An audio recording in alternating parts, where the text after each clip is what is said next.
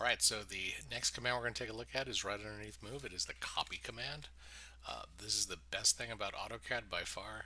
We draw things one time and then we never have to draw them again because we can make copies. So here's the command. It works very similar to move. You'll have two phases. So we'll start the command. Phase 1 is select, and then we're done selecting, hit enter. Phase 2 is execute.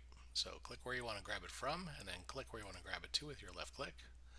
And copy will go on and on and on and on until you say you've had enough. Alright, so when you're all done, hit escape, and now you are out of the command.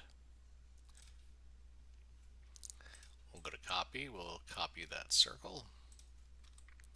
We'll get it from a quadrant, and I will copy it to the midpoint and to the midpoint. So copying with O snaps is definitely doable. And when I'm done, hitting enter is just like hitting escape. It will end the command.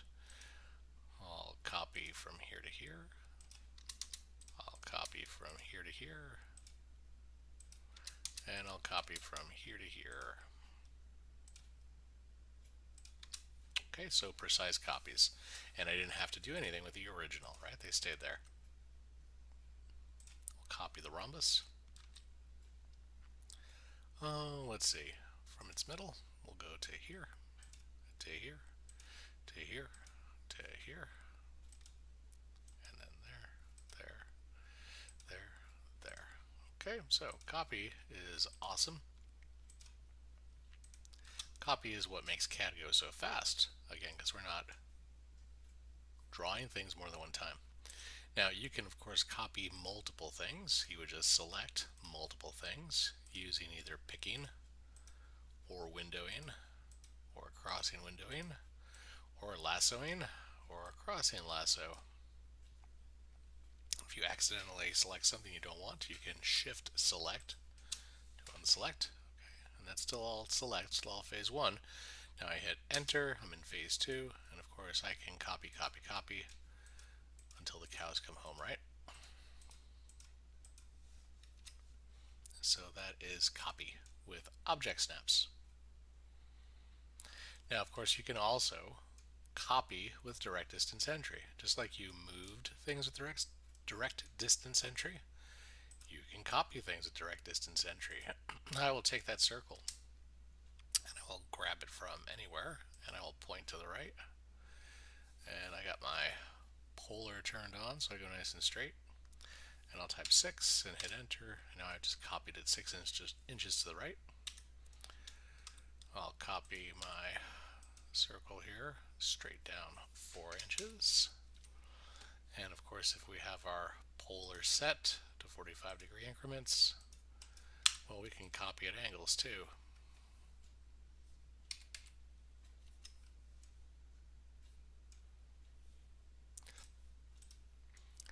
And just like you're able to move things with coordinates, you can copy things with coordinates. Coordinates are not useless, right? So I'll say, hey, that's the thing, copy, select the thing, hit enter, now you're in phase 2. Where do you want to grab from? You know, the grab from can be on the object. It can even be somewhere out here. I can grab from here. It's kind of a weird thing, but you can grab from anywhere. And then when it says where you want to go to, well, how about at 6, 0. Right, we're saying go 6 inches to the right, don't go up or down in the Y, and then there we go. Copy at 0, comma, -4. Don't go left or right, just go 4 inches down in the Y. And then this guy here, at 4 to the right in the X direction, -4 down in the Y direction, and bam, there we go. So this is how the copy command works. Copy is going to be your best friend in the whole world.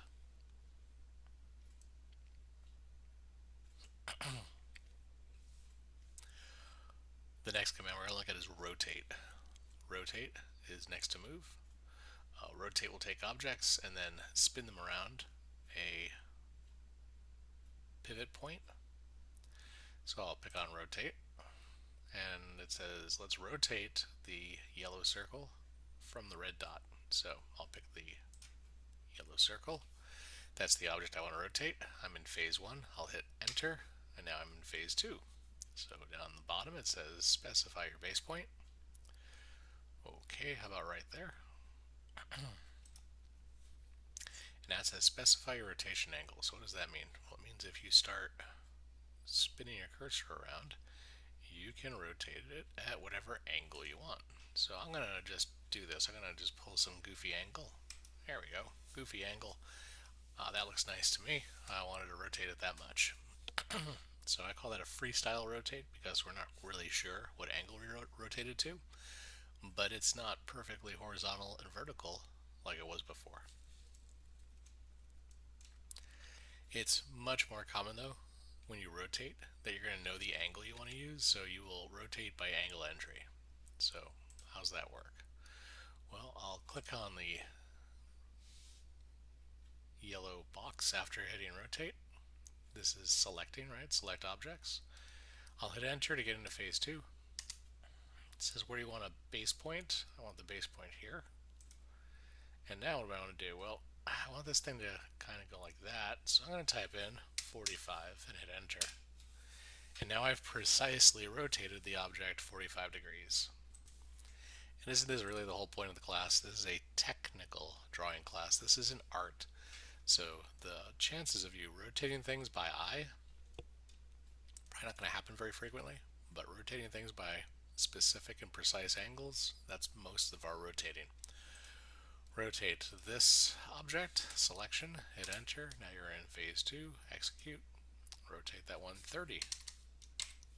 And there it is, tipped up at 30 degrees.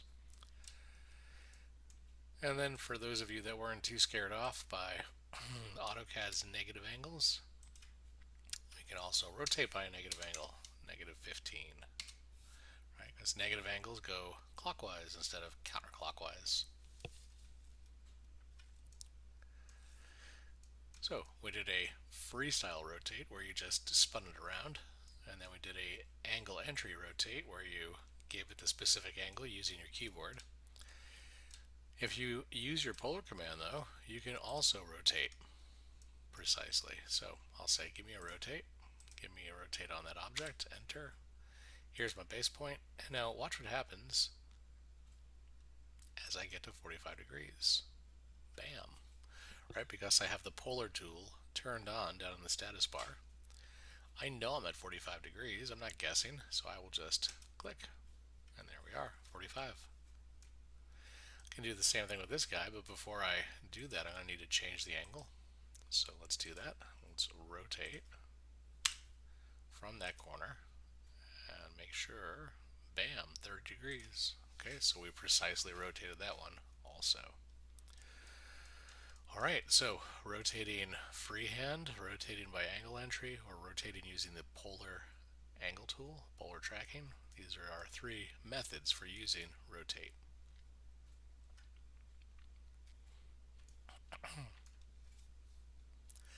The next biggie is called scale. Scale is directly under rotate a couple steps. Scale takes little things and makes them big. Or scale can take a big thing and make it little. Right? The idea is we start off at one size and we change to another size. So I'll click on scale, and just like the last 3 modify commands, I'm going to go through phase 1. Phase 1 is select, enter, base point. There's my base point. And now look what happens as I move the cursor.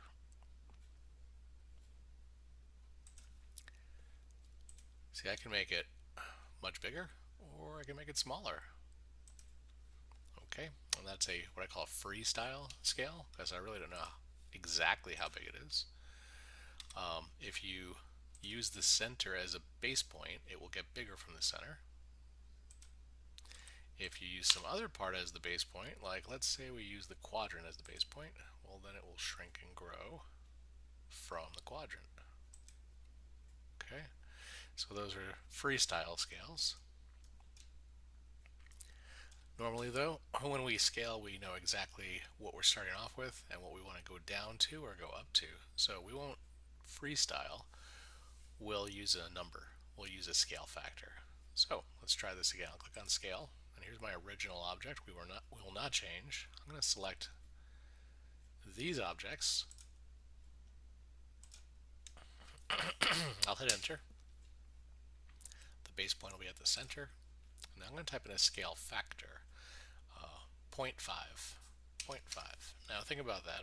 0.5 is the decimal for 1/2, right? So when I hit enter, this object is half as big as it started out as. Let's do that again. Scale from the center point, 0.2. Now that is 2/10 as big as it started out as. And our last one, 0.1. This object is 1/10 the size it started out as. Okay, so when we use a scale factor less than 1, our object will get smaller. Here's the original. These are all numbers less than 1. As long as it's over 0, the figure will get smaller. We can also make things bigger with scale. So scale is type scale on the command line. If you want to, select the object, give it a base point to scale from. And this time I'll type 2. Now, less than 1 makes things smaller. More than 1 will make things bigger. Right, here's how big it started out originally. Here's how big it is now. And this guy here, we're going to go 4, but watch this. Instead of scaling from the center of all this, I'm going to scale from the corner.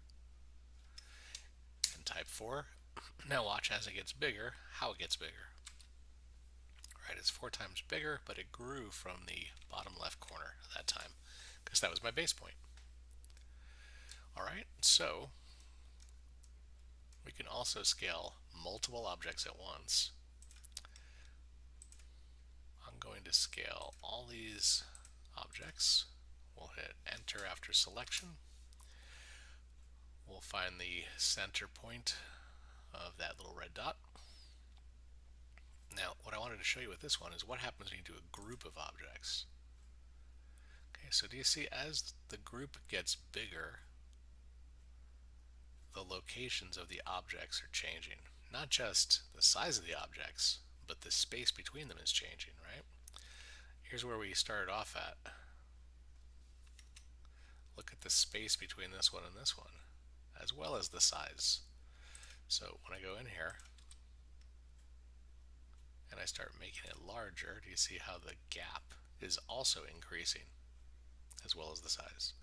And then if I make it smaller, do you see how the gaps are decreasing, as well as the size of the objects? Additionally, there's one of these objects that is not moving as it scales. Which one is not moving? See, it's the base point, isn't it? Didn't say it wasn't getting smaller or larger, but it's not moving, it's staying in the same position. So I make this 0.5, enter, and we see everything got smaller, everything is half as big. Not only are the objects half as big, the space between the objects is now half as big. And the one that didn't move is the one we used as our base point. Okay, so that is the scale command.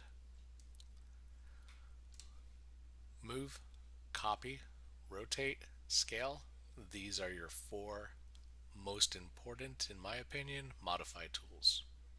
Okay, so practice with them and complete the exercises until you feel confident that you can work with them as needed.